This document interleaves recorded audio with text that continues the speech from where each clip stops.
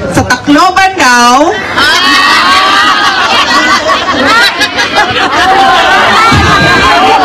anong tourist spot niyo doon? San Juanico! Diba? Ano ba? San Juanico Bridge. Tourist spot daw ang San Juanico Bridge. Alam niyo ba gaano kahaba ang San Juanico Bridge? 2.6 kilometers. Sobrang irritated ako.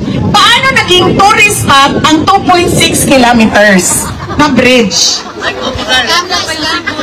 Ang bridge sa China, papunta sa Shenzhen, papunta sa Macau, papunta sa Hong Kong. Gaano kahaba?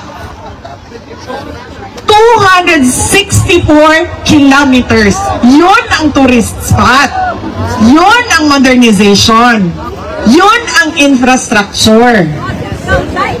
Hindi ang 2.6 kilometers na San Juanico Bridge na ngayon, nagkakagulo pa paano ayusin.